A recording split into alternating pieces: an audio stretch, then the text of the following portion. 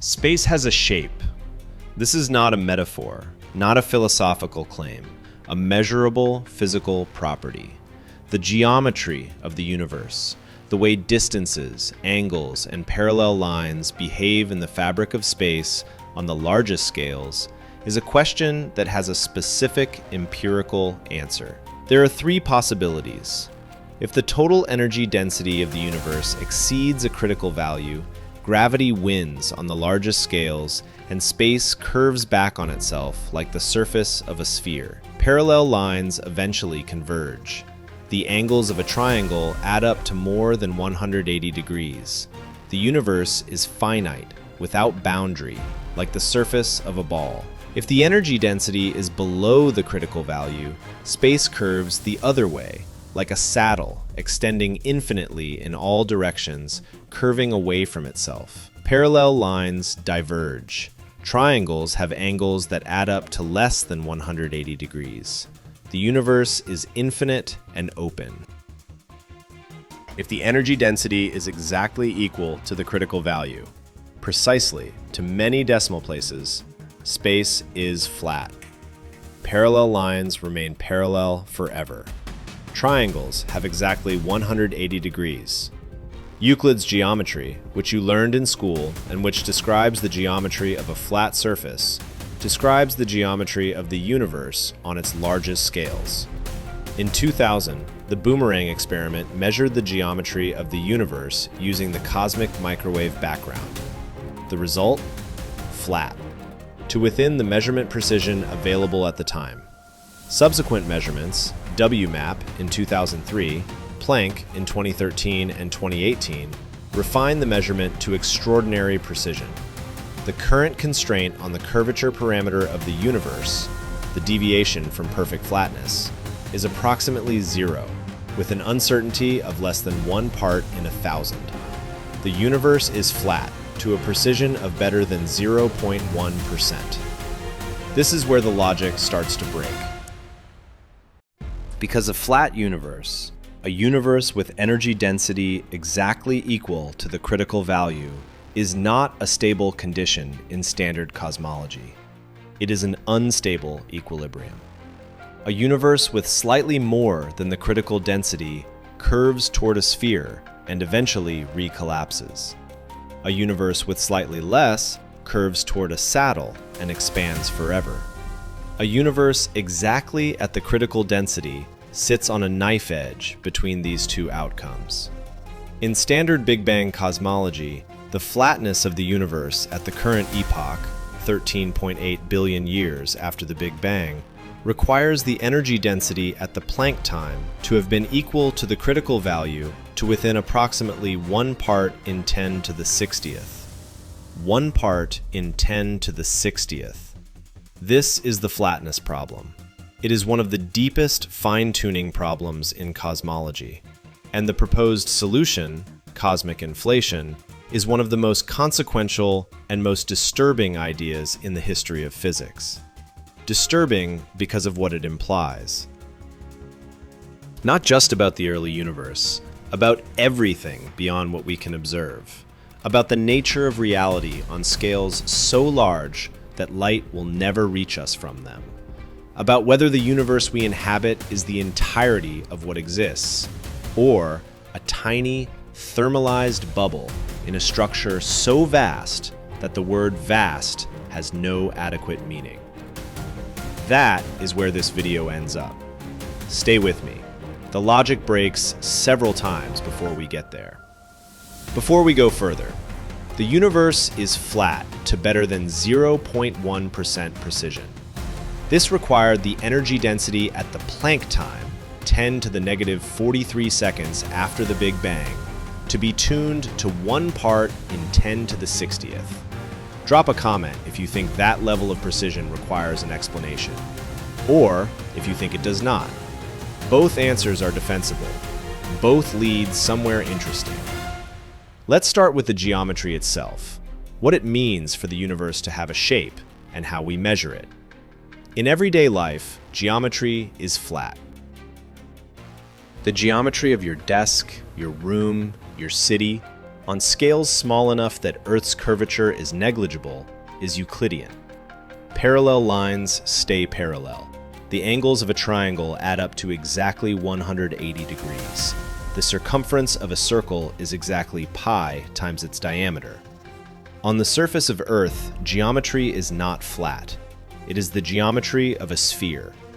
If you draw a large triangle on Earth's surface, say one vertex at the North Pole, one in London, and one in New York, the angles of that triangle add up to more than 180 degrees. Lines that start parallel at the equator converge at the poles. The geometry of a sphere differs from Euclidean geometry in measurable ways. The question of the universe's geometry is analogous.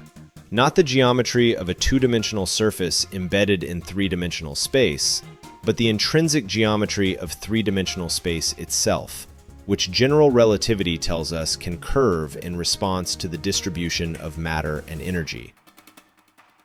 On the largest scales, scales much larger than any individual galaxy cluster, the universe is approximately homogeneous and isotropic. It looks the same in all directions and at all locations. For a homogeneous and isotropic universe, general relativity restricts the possible geometries to exactly three: positive curvature, spherical; negative curvature, hyperbolic; and zero curvature, flat.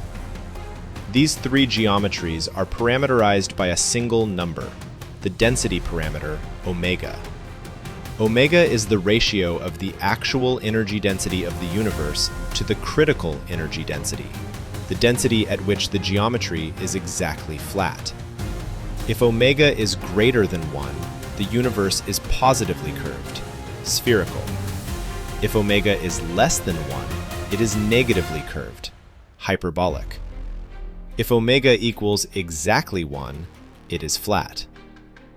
The current measured value of omega is 1.0007, plus or minus 0.0019, consistent with exactly 1 to better than 0.2%. The universe is flat. The measurement method uses the cosmic microwave background, the afterglow of the Big Bang, a nearly uniform bath of microwave radiation filling the universe in every direction. The CMB has temperature fluctuations, tiny variations in temperature of approximately 1 part in 100,000, that carry information about the geometry of the universe. These temperature fluctuations are produced by acoustic oscillations in the early universe, sound waves propagating through the hot plasma of the first 380,000 years of cosmic history, until the plasma cooled enough for electrons and protons to combine into neutral hydrogen atoms, at which point the universe became transparent and the radiation decoupled from the matter. The acoustic oscillations produce a characteristic pattern of hot and cold spots on the CMB sky. The angular size of this pattern depends on the geometry of the universe, because in a curved geometry, light travels along curved paths, making the apparent angular size of structures different from what it would be in flat space. In a positively curved universe, the CMB hotspots would appear larger than in a flat universe. In a negatively curved universe, they would appear smaller. The measured angular size of the CMB hotspots, corresponding to a physical scale that was set by the speed of sound in the early universe, is consistent with a flat geometry to better than 0.1%. This is not a single measurement. It is the combined result of multiple independent missions, Boomerang, WMAP, Planck, using different instruments, different analysis methods, and different systematic error models. They all agree: the universe is flat. The Boomerang, balloon observations of millimetric extragalactic radiation and geophysics experiment. A balloon-borne telescope that circumnavigated Antarctica in 1998 to 1999 provided the first high-resolution measurement of the first acoustic peak of the CMB angular power spectrum. The 2000 De Bernardis et al. Nature paper reporting the results constrained the geometry of the universe to be flat to within the experiment's precision. The Planck satellite's 2018 final data release constrains the curvature parameter omega k to be 0.0007 plus or minus 0.0019, consistent with 0 to high precision. Now the logic begins to break. A flat universe, omega exactly equal to 1, is gravitationally unstable in the sense that small deviations from flatness grow over time. If the universe started with omega slightly greater than 1, it would have recollapsed long before today. If it started with omega slightly less than 1, it would have expanded so rapidly that structure, galaxies, stars, planets, could never have formed. The range of initial omega values, consistent with a universe that is still expanding, still has structure, and has been doing so for 13.8 billion years, is extremely narrow. Working backward from the current flatness to the conditions at the Planck time, the earliest moment at which our physics is in any sense applicable, approximately 10 to the negative 43 seconds after the Big Bang, the required precision is approximately 1 part in 10 to the 60th. The energy density of the universe at the Planck time had to be equal to the critical density to within 1 part in a million trillion trillion trillion trillion. This is the flatness problem. Not a paradox in the logical sense, not a contradiction, a question that demands an answer. Why was the initial energy density so precisely tuned to the critical value? What mechanism ensured this extraordinary precision? Standard Big Bang cosmology has no answer. It requires the flatness as an initial condition, a fact about the universe that is simply stipulated without explanation. The proposed explanation is cosmic inflation. Cosmic inflation was proposed in 1980 by Alan Guth, then a postdoctoral researcher at Stanford Linear Accelerator Center, as a solution to several problems in standard Big Bang cosmology simultaneously. The core idea is that the very early universe underwent a period of exponential expansion in which the scale factor of the universe doubled repeatedly in extremely short intervals of time.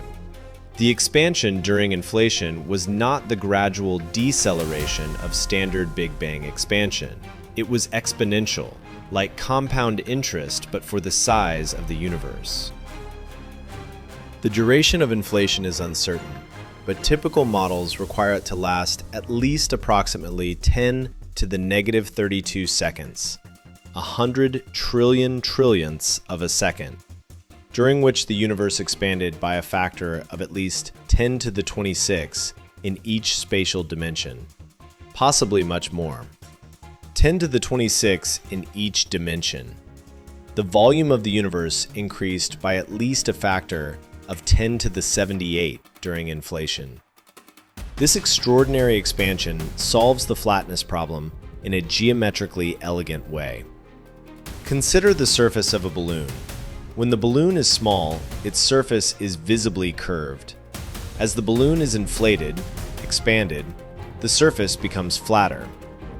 A region of the surface that was initially curved looks increasingly flat as the balloon grows. If the balloon were expanded to the size of Earth, any small patch of its surface would appear indistinguishable from flat space. Inflation does the same thing to the geometry of the universe.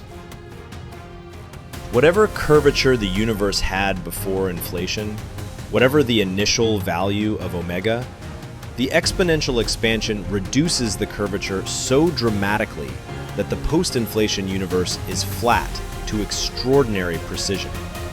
The flatness we observe today is not an initial condition that was tuned to 1 part in 10 to the 60th. It is the natural outcome of a period of exponential expansion that stretched any initial curvature to unmeasurable levels. Inflation also solves 2 other problems in standard Big Bang cosmology that we should note. The horizon problem. The CMB has the same temperature in all directions to better than 1 part in 100,000.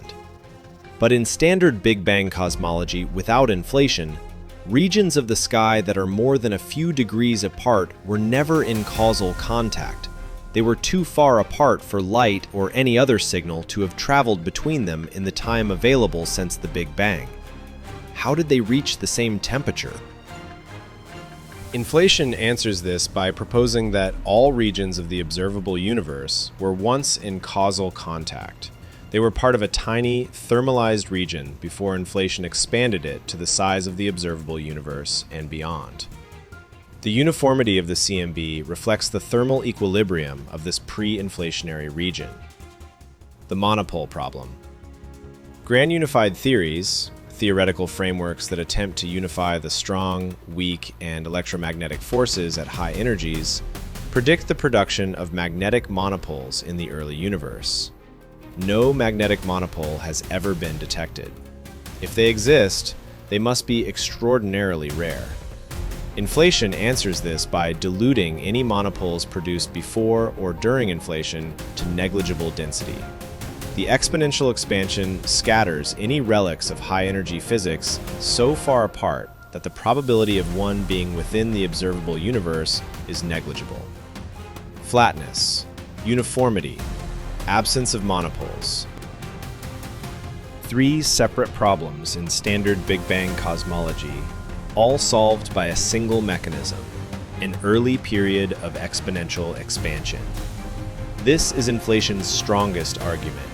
It is not a theory designed to solve one specific problem. It is a framework that resolves multiple independent puzzles simultaneously. When a single theoretical idea solves multiple previously unconnected problems, it is taken seriously. Guth's 1981 paper in Physical Review D was the first explicit inflationary model.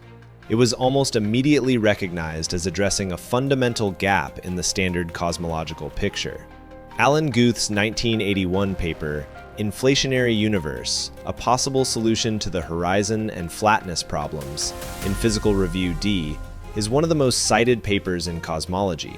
Guth's original model, now called old inflation, had a specific problem.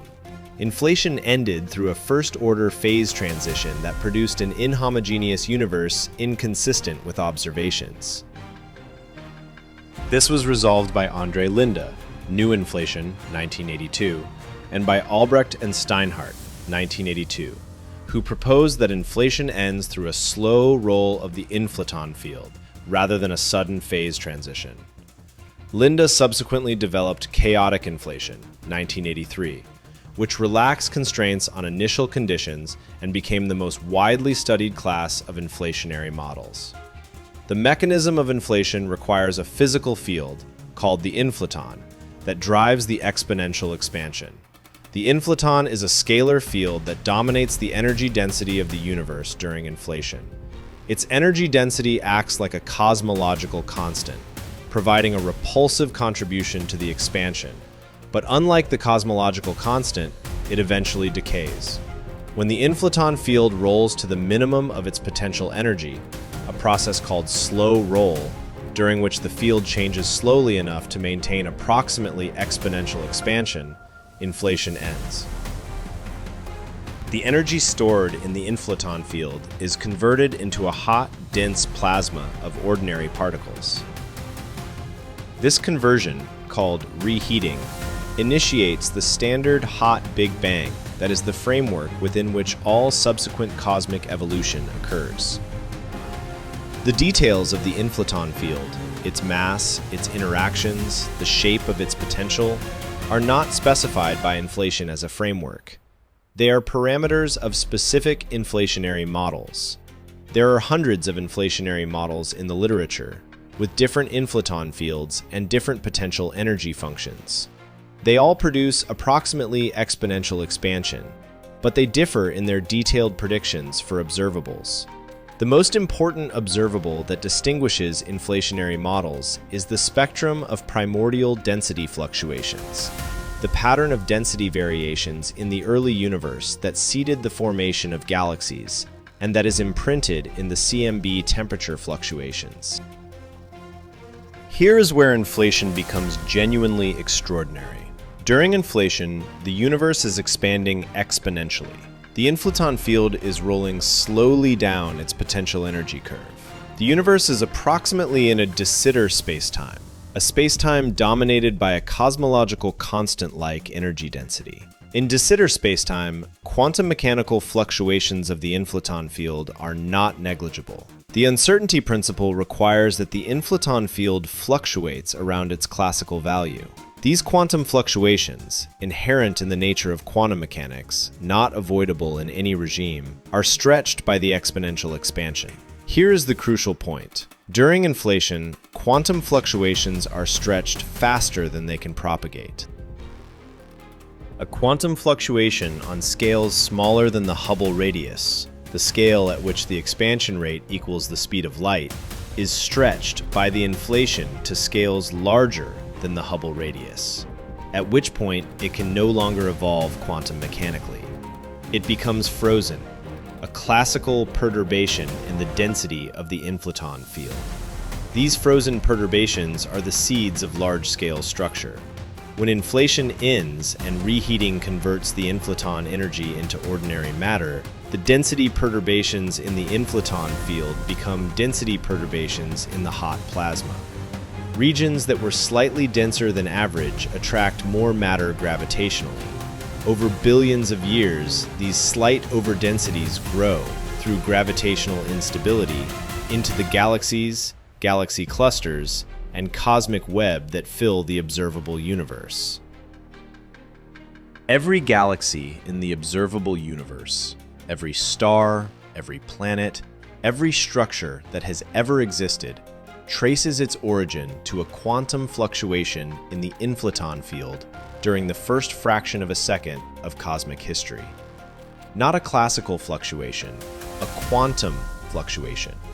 An inherently probabilistic event at the quantum level, stretched to cosmic scales by the exponential expansion of inflation. The universe's large-scale structure, the distribution of matter across billions of light-years, is a quantum mechanical phenomenon writ large. The predicted spectrum of these primordial fluctuations, the distribution of fluctuation amplitudes as a function of scale, is called the primordial power spectrum. Inflation predicts a nearly scale-invariant power spectrum, fluctuations of approximately equal amplitude on all scales, with a slight tilt toward larger amplitudes on larger scales. This prediction, made by inflation before the CMB was measured with sufficient precision to test it, has been confirmed by the Planck satellite to extraordinary accuracy. The measured primordial power spectrum is nearly scale invariant, with a spectral index of approximately 0.965, slightly tilted from perfect scale invariance, as simple slow-roll inflation predicts. The match between the inflationary prediction and the measured CMB power spectrum is the strongest observational evidence for inflation. It is not proof, it is consistent evidence. Several alternative theories also predict nearly scale-invariant power spectra. The confirmation of the spectral index is necessary but not sufficient to confirm inflation. The distinguishing prediction of inflation that has not yet been confirmed is the gravitational wave background, a background of primordial gravitational waves produced by quantum fluctuations of space-time geometry during inflation. These gravitational waves would imprint a specific pattern called B-mode polarization in the CMB polarization. The amplitude of this signal depends on the energy scale of inflation. The search for CMB B-mode polarization from primordial gravitational waves is one of the primary goals of current and planned CMB experiments, including the Simons Observatory, CMBS-4, and the LightBird satellite. If detected, it would provide direct confirmation of inflation and measure its energy scale.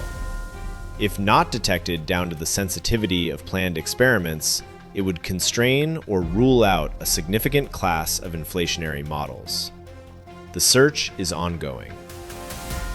The spectral index of the primordial power spectrum, n sub s equals 0.9649 plus or minus 0.0042 from Planck 2018, is one of the most precisely measured cosmological parameters and one of the strongest constraints on inflationary models. Simple, slow-roll inflationary models predict n sub s slightly less than 1, with the deviation from 1 related to the rate at which the inflaton field rolls down its potential. The measured value is consistent with the predictions of many single-field slow-roll models, particularly the Starobinsky R-squared model, 1980, and Higgs inflation, 2008, which are among the most favored by current data. Every galaxy in the observable universe traces its origin to a quantum fluctuation, an inherently probabilistic quantum event during the first fraction of a second of cosmic history. The Milky Way, Andromeda, the Virgo cluster, all of them grew from quantum noise stretched to cosmic scales. If that is true, and the evidence strongly suggests it is, what does it imply about the uniqueness of the large-scale structure we observe? Could the universe have been arranged differently? Drop your answer below. Now we come to the implication of inflation that most physicists find the most disturbing. Not the quantum origin of large-scale structure. Not the resolution of the flatness problem.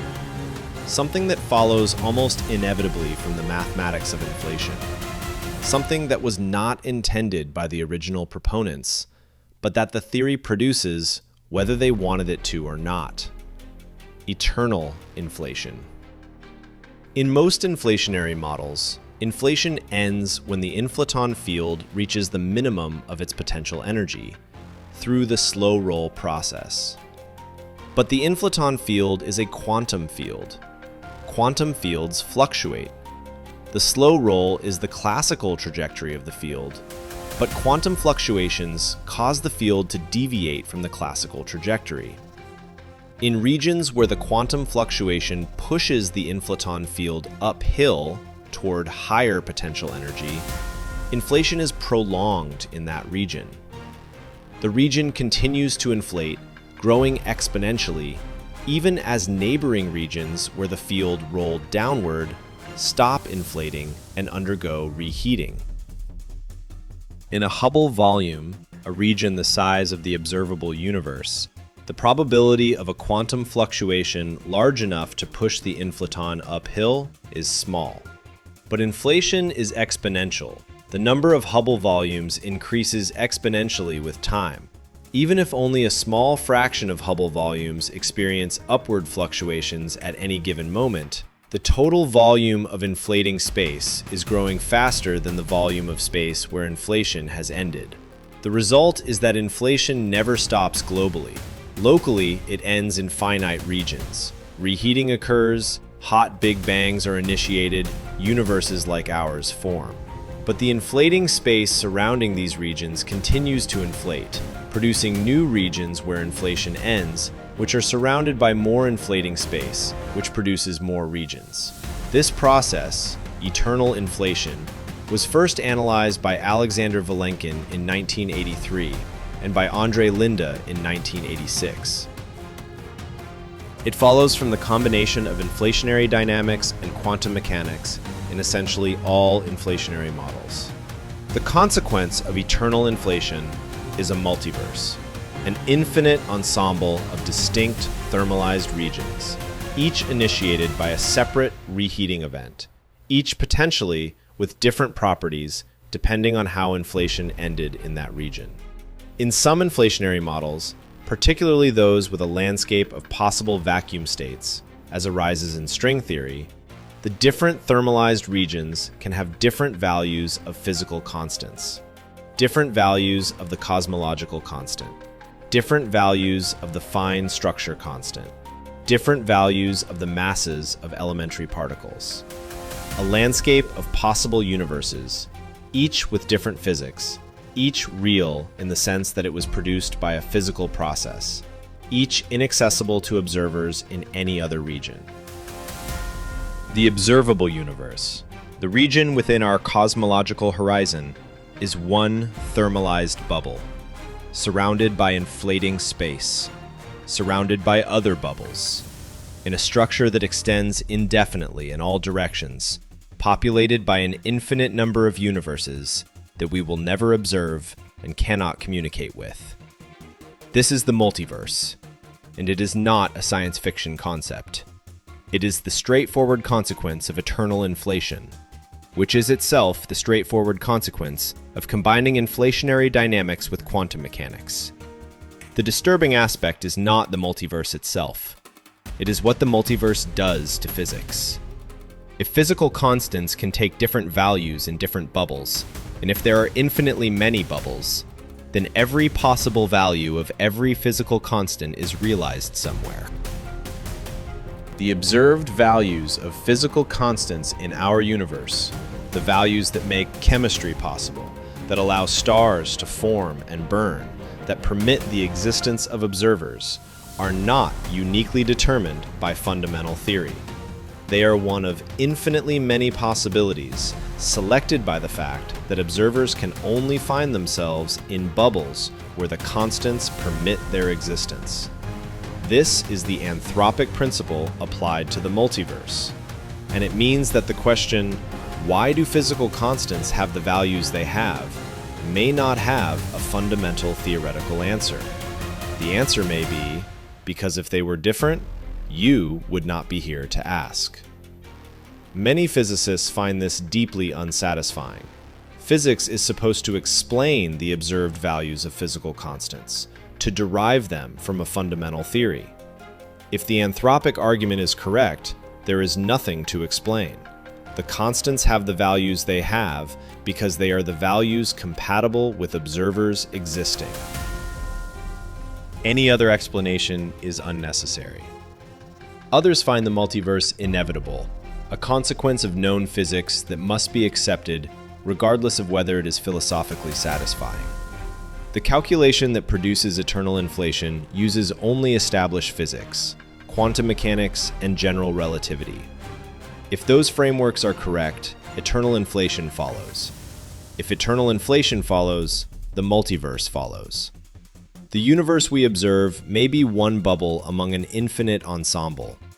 Its properties, including the flatness that started this video, may be accidents of how inflation ended in our particular bubble, selected from an enormous landscape of possibilities by the requirement that we exist to observe them. Eternal inflation was first discussed by Alexander Vilenkin in a 1983 Physical Review D paper, and independently developed by Andre Linde in the context of chaotic inflation, 1986. The string theory landscape. The observation that string theory admits an enormous number of possible vacuum states, estimated at 10 to the 500 or more, was first emphasized by Leonard Susskind in 2003 and became the focus of intense debate about the status of the anthropic principle in physics. The combination of eternal inflation and the string landscape is sometimes called the string multiverse, or the inflationary multiverse. Inflation is the leading theoretical framework for understanding the early universe and the origin of the flatness we observe. It is taught in graduate cosmology courses. It is assumed in the analysis of CMB data. It is cited as the explanation for the horizon problem, the flatness problem, and the monopole problem in textbooks. It has not been confirmed. This is a distinction that is important to maintain clearly. Inflation is consistent with all current observational data.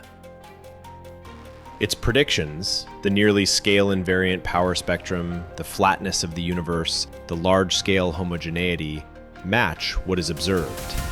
But consistency with observations is not the same as confirmation. Several specific problems with inflation as a theoretical framework should be noted. First, the inflaton field has not been identified. We do not know what particle or field drives inflation. The Higgs boson, discovered in 2012, has been proposed as the inflaton in Higgs inflation models, but this requires a specific non-minimal coupling between the Higgs field and gravity that has not been independently tested. Other inflationary models propose entirely new scalar fields that have not been observed. Second, the initial conditions problem. Inflation solves the flatness problem by explaining why the universe is flat today given that inflation occurred. But inflation itself requires specific initial conditions. The inflaton field must start in the right part of its potential energy landscape for slow roll inflation to proceed.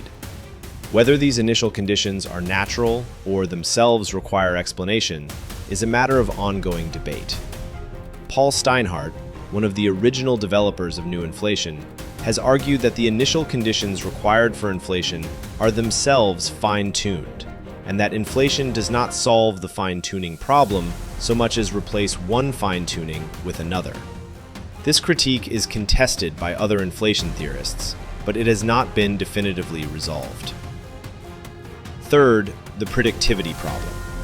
The existence of an enormous landscape of inflationary models, hundreds of models with different inflaton fields, different potential energy functions, different predictions for the tensor-to-scalar ratio, means that inflation as a framework is not falsifiable in the conventional sense. If the gravitational wave background is not detected by future experiments, this rules out specific inflationary models, but not inflation as a whole. There are always models that predict a smaller signal. This is a genuine scientific concern. A theory that can accommodate any observational outcome by adjusting its parameters is not making strong predictions. Inflation's framework is broad enough that ruling out specific models does not rule out the paradigm. Fourth, the measure problem in eternal inflation. If eternal inflation produces an infinite multiverse with an infinite number of realizations of every possible set of initial conditions, how do we calculate the probability of observing any specific outcome? The calculation requires specifying a measure on the infinite ensemble of universes, a way of comparing infinities. Different measures give different predictions. There is no agreed prescription for the measure. The measure problem means that eternal inflation, as currently formulated, does not make sharp predictions about what we should observe. Different choices of measure lead to different probabilities for different observations. The framework is not yet testable in the strong sense. These are not reasons to reject inflation. They are reasons to hold it as a powerful but incomplete framework, a set of ideas that is clearly on to something important, that solves real problems, that makes predictions that have been confirmed, but that is not yet a complete theory. The observation that the universe is flat is one of the most precisely established facts in cosmology. The explanation for that flatness, inflation, is the leading candidate. But the leading candidate is not a confirmed fact. The distinction matters. Paul Steinhardt and Neil Turok proposed the ekpyrotic universe, 2001, as an alternative to inflation that also addresses the flatness and horizon problems. In the ekpyrotic scenario, the observable universe results from a collision between two three-dimensional branes in a higher dimensional space, rather than from a period of exponential expansion.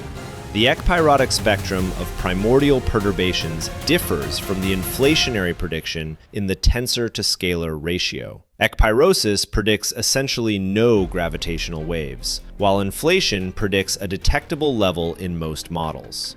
Future CMB experiments sensitive to B-mode polarization will therefore help distinguish between these scenarios. Let's come back to where we started and follow the geometry to its consequences. The universe is flat. Omega equals 1 to better than 0.1%. This has a specific implication for the fate of the universe. Or rather, it had a specific implication before the discovery of dark energy. In a universe without dark energy, the fate is determined by the geometry. A closed universe, omega greater than 1, recollapses in a big crunch.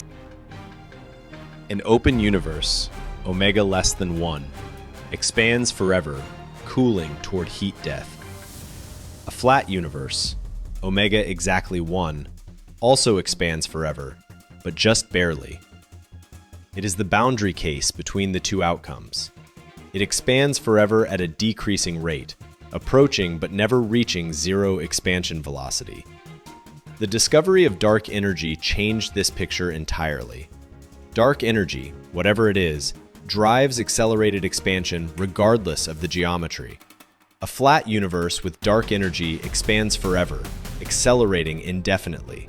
The fate is not determined by the geometry alone, but by the combination of geometry and dark energy.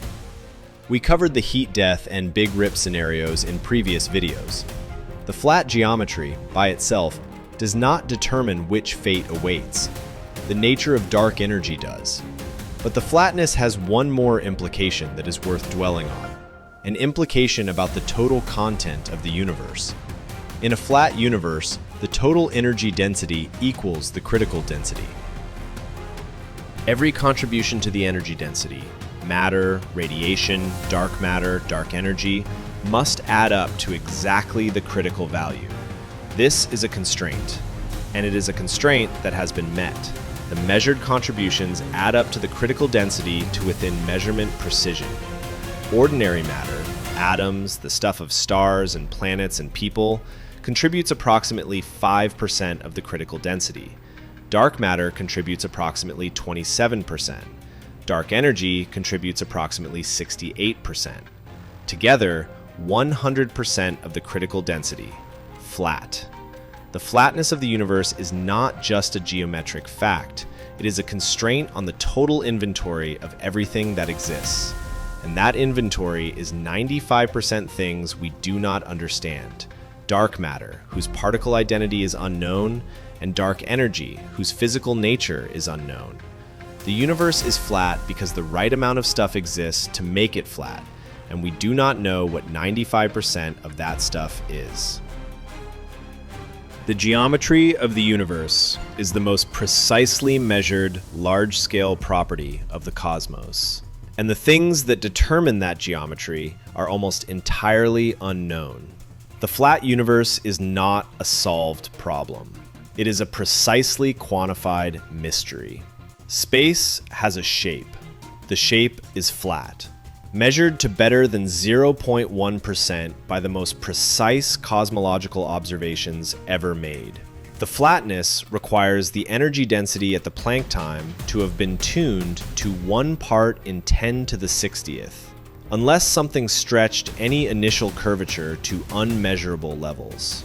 That something is inflation, an early period of exponential expansion driven by an unknown scalar field, predicted to have produced quantum fluctuations that became the seeds of every galaxy, and almost certain to have continued forever beyond our observable horizon in the form of eternal inflation, producing a multiverse of unknown extent. The multiverse may or may not be real. Inflation may or may not be the correct explanation for the flatness. The inflaton field has not been identified. The gravitational wave background predicted by most inflationary models has not been detected. What is not uncertain is the flatness itself. The universe is flat. The critical density is achieved. The geometry of space on the largest accessible scales is Euclidean. And the things that make it flat, the 95% of the universe's energy content that is dark matter and dark energy, are unknown. We have measured the shape of the universe to extraordinary precision. We do not know what it is made of. That is the current state of cosmology. Precise measurements, incomplete understanding. A flat universe built from materials we cannot identify, produced by a mechanism we cannot directly observe, possibly one of an infinite ensemble of universes we will never access. The geometry is known, almost everything else is not. One question. The flatness of the universe, measured to better than 0.1%, is one of the most striking facts in all of science. It requires either an extraordinary coincidence in initial conditions or an explanation like inflation. If inflation is correct, it almost certainly produced a multiverse. If the multiverse exists, every possible set of physical constants is realized somewhere. Does the existence of the multiverse, if it is real, make the question of why our universe has the properties it has meaningless? Or does it make the question more important? Drop your answer below. This is a question that working physicists genuinely disagree about. Next video: solar flares and coronal mass ejections. How the sun could destroy the internet, the power grid, and GPS simultaneously in a single event. The Carrington event of 1859 is the largest geomagnetic storm in the modern record. A repeat today would cause damage estimated at $1 to $2 trillion in the first year, with recovery times of 4 to 10 years. The Sun has produced several near misses in recent decades that most people have never heard of. See you there.